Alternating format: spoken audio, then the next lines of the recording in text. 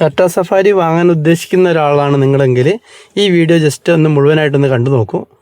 കാരണം ഞാനിത് 4 വർഷത്തിന് മുകളിലായിട്ടൊരു വാഹനം ഉപയോഗിക്കുന്നുണ്ട്. എൻ്റെ പേര് വിനോദ് എന്നാണ്. ഞാൻ കണ്ണൂർ ജില്ലയിലെ മട്ടന്നൂർ സ്വദേശിയാണ്. ഈ ഒരു വണ്ടി വാങ്ങുന്ന സമയത്ത് ഏറ്റവും കൂടുതൽ എന്താ പറയുന്നത്, ആളുകൾ എന്നെ കണ്ടമാനം കുറ്റം പറഞ്ഞിട്ടുണ്ടായിരുന്നു. ഈ ഒരു വണ്ടി എടുത്തതിൻ്റെ ടാറ്റയുടെ വണ്ടി എടുത്തു എന്ന് പറഞ്ഞിട്ട് നല്ല രീതിയിൽ പഴിയാക്കേണ്ടി വന്നിട്ടുള്ള ഒരാളാണ് ഞാൻ. അപ്പോൾ അതിന് അവർ ഒരു പക്ഷേ എക്സ്പീരിയൻസ് ആയിരിക്കും, അല്ലെങ്കിൽ കേട്ടറിവായിരിക്കും, എന്തുകൊണ്ടാണെന്ന് എനിക്കറിയില്ല.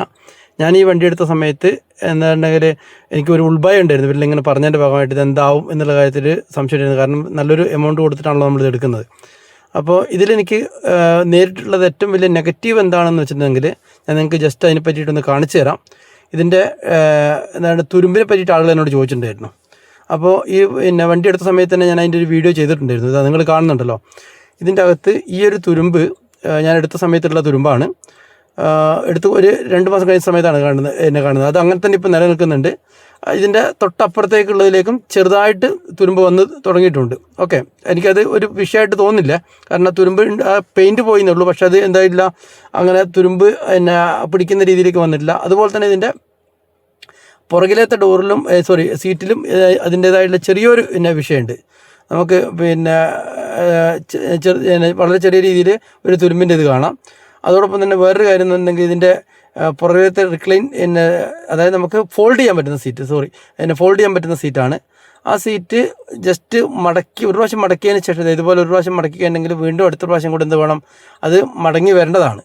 പക്ഷെ അതിൻ്റെ ഒരു കേബിളിൻ്റെ ഷോർട്ടേജ് കാരണം അതിപ്പോൾ കുറച്ച് നാളായിട്ട് അങ്ങനെ കിടക്കുകയാണ്. പിന്നെ ഏറ്റവും പുറകിലേക്ക് അങ്ങനെ ആളുകൾ അങ്ങനെ കയറാത്തത് കൊണ്ട് വല്ലപ്പോഴാണ് അങ്ങനെ കയറുന്നത്. അതുകൊണ്ട് ഞാനത് അങ്ങനെ പെൻഡിങ് വെച്ചിട്ടുള്ളത്. പിന്നെ അകത്തെ തുരുമ്പിനെ പറ്റി ഞാൻ പറഞ്ഞല്ലോ കുറച്ച് മുമ്പേ. ആ തുരുമ്പ് ഈ രീതിയിലാണുള്ളത്. ആ പെയിൻറ്റ് പോയി എന്നുള്ളൂ. തുരുമ്പ് എന്ന് പറയുന്ന സമയത്ത് പെയിൻറ്റ് പോയി എന്നുള്ളൂ. പക്ഷേ വലിയ രീതിയിൽ അങ്ങനെ ബാധിച്ചിട്ടൊന്നും കാര്യങ്ങളൊന്നുമില്ല. ഓക്കെ, നെഗറ്റീവ് വശങ്ങൾ അത്രയേ ഉള്ളതുണ്ടെങ്കിലും ഇതിൻ്റെ പോസിറ്റീവ് വശങ്ങളാണ് എനിക്ക് ഏറ്റവും കൂടുതൽ പറയാനുള്ളത്. കാരണം നമ്മൾ ഒരു വണ്ടി എടുക്കുന്ന സമയത്ത് ഒരുപാട് കാര്യങ്ങൾ നമ്മൾ ആലോചിക്കും. അതിൽ എനിക്കേറ്റവും ഇതിൽ വണ്ടി ഉപയോഗിച്ചുള്ള എക്സ്പീരിയൻസ് വെച്ചിട്ട് എനിക്ക് പറയുന്നുണ്ടെങ്കിൽ മെയിൻ്റനൻസ് കോസ്റ്റ് വളരെ കുറവാണ് എന്നുള്ളത്. സർവീസ് കോസ്റ്റ് ഓരോ 7500 കിലോമീറ്ററും 10000 കിലോമീറ്ററും നമുക്കത് ചെയ്യണം. പക്ഷേ മെയിൻ്റനൻസ്, അതായത് വഴിക്കാവുക അങ്ങനത്തെ സംഭവങ്ങളൊന്നുമില്ല. മെയിൻ്റനൻസ് കോസ്റ്റിന് വളരെ ഒരു 8000 രൂപേൻ്റെ താഴെ വന്നിട്ടുള്ളൂ ഇത്രയും കിലോമീറ്റർ ഓടുന്ന സമയത്ത്. ഓക്കെ, പിന്നെ അടുത്തതെന്താ വെച്ചിട്ടുണ്ടെങ്കിൽ ഡ്രൈവിങ്ങിന് നല്ല അടിപൊളി, അതായത് എത്ര ദൂരം ഡ്രൈവ് ചെയ്തിട്ടുണ്ടെങ്കിലും ഡ്രൈവർക്ക് ക്ഷീണം പിടിക്കുന്നില്ല. അതോടൊപ്പം തന്നെ കൂടെ ഇരുന്ന് നമ്മളെ കൂടെയുള്ള യാത്രക്കാരെന്നുണ്ടെങ്കിൽ എല്ലാം മിക്കവാറും ബന്ധുക്കളും സുഹൃത്തുക്കളും ആയിരിക്കും ഉണ്ടാവുക. അങ്ങനെയുള്ള ആൾക്കാരെല്ലാം എത്ര ദൂരം ഇരുന്നിട്ടും അവർക്ക് യാതൊരു ബുദ്ധിമുട്ടും ഇതേവരെ പറഞ്ഞിട്ടില്ല ആരും. ഇത് ക്ഷീണം പിടിച്ചോ അങ്ങനെ ഒന്നും പറഞ്ഞിട്ടില്ല. അതിൻ്റെ മെയിൻ കാരണം എന്നുണ്ടെങ്കിൽ ഇതിൻ്റെ സസ്പെൻഷനാണ്. പിന്നെ നല്ല വിസിബിലിറ്റിയാണ്. നമ്മൾ വണ്ടി ഓടിക്കുന്ന സമയത്ത് ഇത്ര വലിയൊരു വണ്ടിയാണെങ്കിൽ ശരി, നമ്മൾ ഓടിക്കുന്ന സമയത്ത് ആ ഒരു വലിയ വണ്ടി ഓടിക്കുന്നതിൻ്റെ ഒരു ഫീലിംഗ് ഇല്ല. പക്ഷേ അതിൻ്റെ ഏറ്റവും വലിയ വേറൊരു പ്ലസ് പോയിൻ്റ് എന്താണെങ്കിൽ ഡ്രൈവിംഗ് സീറ്റിൽ കയറി ഇരിക്കുന്ന സമയത്ത് നല്ല രീതിയിൽ ഉയർത്തി വെക്കാൻ പറ്റുന്ന ഒരു ഡ്രൈവിംഗ് സീറ്റാണ്. അങ്ങനെ ഇരിക്കുന്ന സമയത്ത് നല്ല രീതിയിലുള്ളൊരു ഫീലിംഗ് കൂടെ ഇത് കിട്ടുന്നുണ്ട്. അതുകൊണ്ട് എനിക്ക് നിങ്ങളോട് ആളുകളോട് ധൈര്യമായിട്ട് പറയാൻ പറ്റും, ഇത് വിശ്വസിച്ചെടുക്കാൻ പറ്റുന്നൊരു വാഹനമാണ് ടാറ്റ സഫാരി.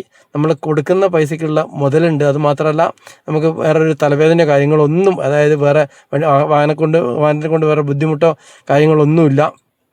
പിന്നെ സർവീസിനെ പറ്റിയിട്ടാണ് ആളുകൾ പൊതുവേ ഒരു കുറ്റം പറയുന്നത്.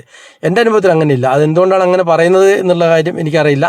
എൻ്റെ അനുഭവത്തിൽ അങ്ങനെ സംഭവം വന്നില്ല. എനിക്ക് നല്ല രീതിയിലുള്ള സർവീസ് ഇവിടുന്ന് കണ്ണൂരിൽ നിന്ന് കിട്ടുന്നുണ്ട്. കൈവേടുന്നാണ് ഞാൻ ചെയ്യാറ്. ഇന്നേവരെ അങ്ങനത്തെ ഒരു പരാതി എന്ന് പറഞ്ഞ രീതിയിൽ, കാരണം ഏറ്റവും കൂടുതൽ ആളുകൾ പറയുന്നത് ടാറ്റൻ്റെ സർവീസിനെ പറ്റിയിട്ടാണ്. വാഹനം നല്ലതാണ്, സേഫ്റ്റി ഉണ്ട് എന്നെല്ലാം പറഞ്ഞിട്ടുണ്ടെങ്കിൽ സർവീസ് ശരിയില്ല എന്ന് പറയുന്നത്. എനിക്ക് അങ്ങനത്തെ ഒരു സംഭവം ഇന്നേ വരെ വന്നിട്ടില്ല. 1,00,000 കിലോമീറ്റർ, അതായത് 1,00,000 കിലോമീറ്റർ എന്ന് മാത്രമല്ല 4.5 വർഷത്തോളം ആയില്ലേ, അങ്ങനെ അനുഭവം വന്നിട്ടില്ല. അതുകൊണ്ട് വിശ്വസിച്ച് നമുക്ക് എടുക്കാൻ പറ്റുന്ന വണ്ടിയാണ് ടാറ്റ സഫാരി. ഓക്കെ.